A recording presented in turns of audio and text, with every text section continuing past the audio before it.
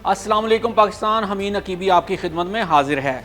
जब बच्चे भूख से बिलखते हों, जब माँ बाप अपने लखते जिगर को मलबे से निकालने की कोशिश कर रहे हों और सारी दुनिया खामोश तमाशाई हो, उस वक्त अगर कोई सीना तान कर जुल्म के खिलाफ खड़ा हो जाए तो वो सिर्फ भाई होता है और वो सिर्फ उम्मत का रहबर होता है। और आज ये किरदार अदा कर रहा है सऊदी अरब। हमारी आज की वीडियो इन लोगों के लिए है जो कहते हैं कि सऊदी अरब गज़ा के लिए कुछ नहीं कर रहा और अपने मुल्क में नाच गाने को फ़रोग़ दे रहा है। सऊदी अरब को एक मॉडर्न मुल्क बनाया जा रहा है, जबकि उम्मत इस्लामिया का मरकज़ और गहवारा फ़लस्तीन की हालत ज़ार पर खामोश क्यों है। तो आइए देखते हैं सऊदी अरब फ़लस्तीन और गज़ा के लिए क्या कुछ कर रहा है।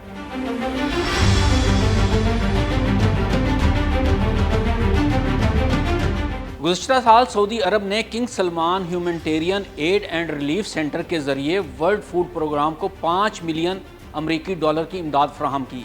इस इमदाद से गज़ा में तकरीबन 75,000 ख़ानदानों यानी 3,70,000 अफराद को ready to eat food parcel फराहम किए गए और हर पार्सल का वज़न तकरीबन 16.3 किलोग्राम था, यानी हर फर्द के लिए तकरीबन 50 दिन की खुराक शामिल थी। जब गज़ा में खुराक ख़त्म हो गई, जब बच्चे घास खाने पर मजबूर हो गए, जब कहत की खबरें दुनिया के ज़मीर को झंझोड़ने लगी, उस वक्त सऊदी अरब ने बराह रास्त अमरीकी सदर डोनाल्ड ट्रंप से रब्ता किया। सऊदी क़यादत ने ट्रंप से साफ कहा, गज़ा में लोग भूख से मर रहे हैं, इसराइल इमदाद बंद कर चुका है, खुराक की बहाली हमारी तरजीह है।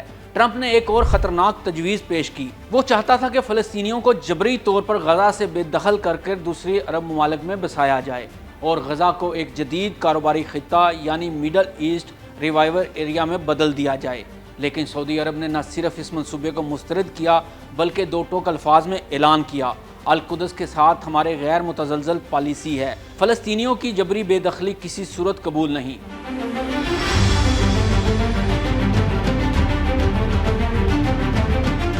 मार्च 2025 में सऊदी अरब के King Salman humanitarian aid and relief centre ने International Committee of the Red Cross के साथ एक मुआहिदा किया, जिसके तहत गज़ा में तिब्बी इमदाद और पानी और सफाई के निज़ाम को बेहतर बनाने के लिए 1.85 मिलियन डॉलर की इजाफी इमदाद फराहम की गई।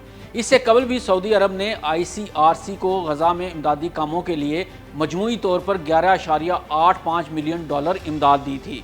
अगर बात की जाए गुज़श्ता महीने की, तो सऊदी अरब ने सहम प्लेटफार्म के ज़रिए गज़ा की अवाम की मदद के लिए फंड रेजिंग मुहिम का आगाज़ किया। इस मुहिम में शाह सलमान ने 30 मिलियन सऊदी रियाल और वली अहद मोहम्मद बिन सलमान ने 20 मिलियन सऊदी रियाल का अतिया दिया। सऊदी अरब ने मार्च 2025 में बैनुल अक़वामी बरादरी से अपील की कि वो इसराइल पर दबाव डाले ताकि गज़ा में बिजली और इमदादी सामान की फरहमी फौरी तौर पर बहाल की जाए। सऊदी वज़ारत ख़ारजा ने इसराइली इक़दामात को इज्तिमाई सज़ा और बैनुल अक़वामी इंसानी क़वानीन की खिलाफ वर्जी करार दिया।